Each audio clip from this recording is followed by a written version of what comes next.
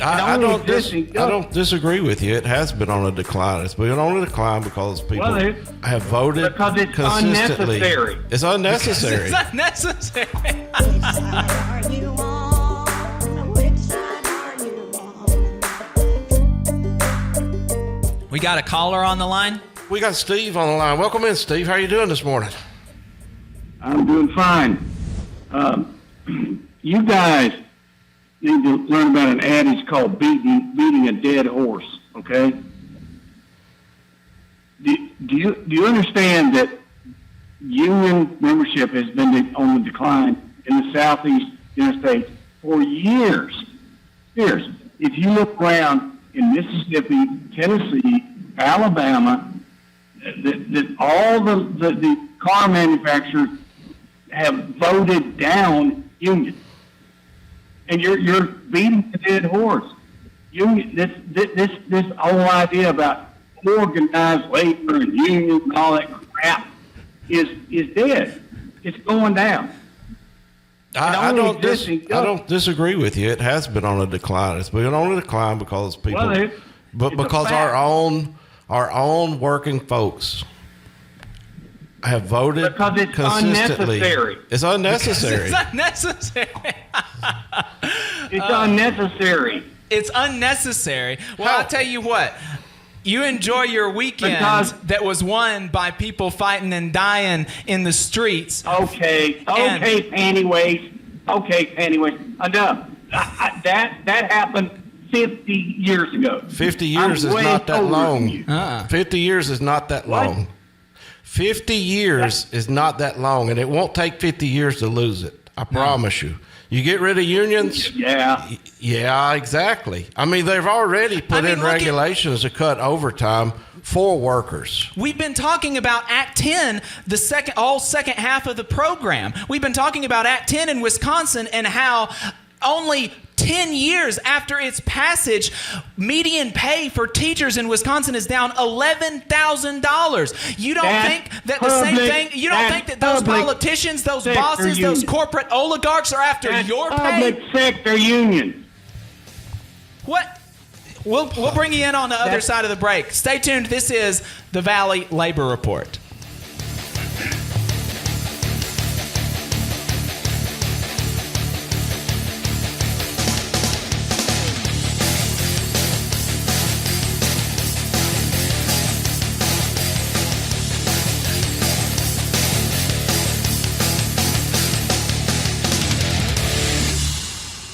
You're listening to the Valley Labor Report with David Story and Jacob Morrison.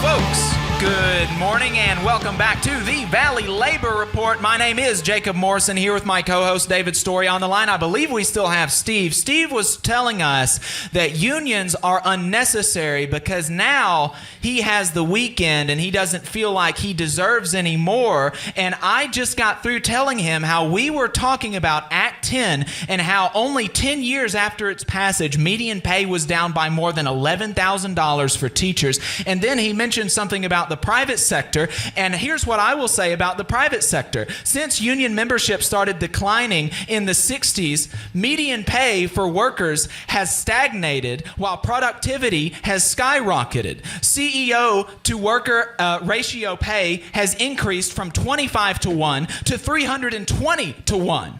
Who is doing the producing? Who is making that productivity rise? It's the workers. And the CEOs are now making more than 300 times what their workers are making on average, and it just so happens to coincide with the decimation of union membership and the labor movement in America in concert with the agenda by corporate oligarchs and politicians in the Democratic and the Republican party's assault on labor. And so now, Steve, after that, I'll let you tell me why unions are unnecessary. I guess Steve didn't want to hang out during the break. Oh, did he not? Looks that way.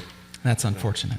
It is unfortunate. It's unfortunate that people can't come on here. Yeah, here's the thing, what you get away with on every other station.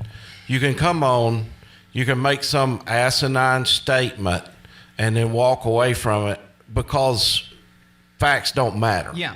Facts don't matter. And you talk about private sector union membership. My good brother Jeb Miles with the iron workers, he said right now in North Alabama, union iron workers make a package of over $44 an hour. Non-union iron workers make $20 an hour or less. Yeah. That's in the private sector. The fact is, we are making. I'm making about when you take inflation into the aspect, I'm making about the same thing my father made 30 years ago. We are not, and there's a reason why everyone's in debt up to their eyeballs. Nobody's got a $500 in their savings account. They're barely scraping by. Social Security is constantly under attack. Pensions have been under attack. They are doing everything they can to make you subservient and work for the rest of your life. And you're going to sit here and say unions aren't necessary. I can tell you, if you walk out anywhere in public, and most people are literally weeks away from bankruptcy if they were to lose their job today. And unions aren't necessary anymore. Well, I mean, it's this bootlicking mentality. It's crazy. It's like, and like, why do workers not deserve the fruits of their labor? Why do workers not deserve to get a fair contract? Why do workers not deserve to have control over their workplace? Why should workers have to check in or have to live their entire lives under the surveillance and the eye of their boss and like live at their beck and call? Like, that's absurd. It's absurd. And the only way, and like Steve mentioned this, and it's true, unions have been on the decline since the 60s, since the 70s, since there's been a concerted assault on organized labor, since there's been a concerted assault on working people by corporate oligarchs and politicians in both parties. And but so that is true. But that's why we're on the radio right now.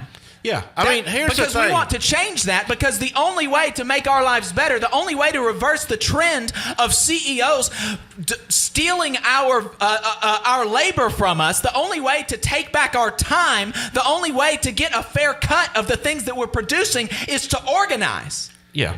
Here's the thing. Answer me honestly. If you're out there driving in your car right now, the car that you signed a contract for, the car that you're making payments on, or if you're sitting in your house today, the house that you signed a contract for, the house that you're making payments on, who in their right mind would go to a bank and say, we don't need a contract.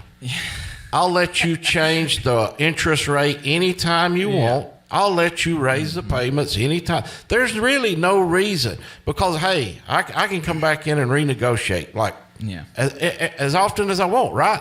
Who do you think's going to renegotiate?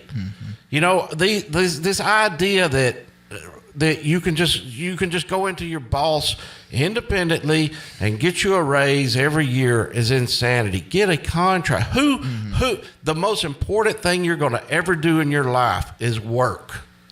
And you should have a contract stating what those working conditions are. You sign a contract for your car, and it holds both parties accountable. You sign a contract for your house, but yet you don't think you need a contract for work to hold both parties accountable? It's insane.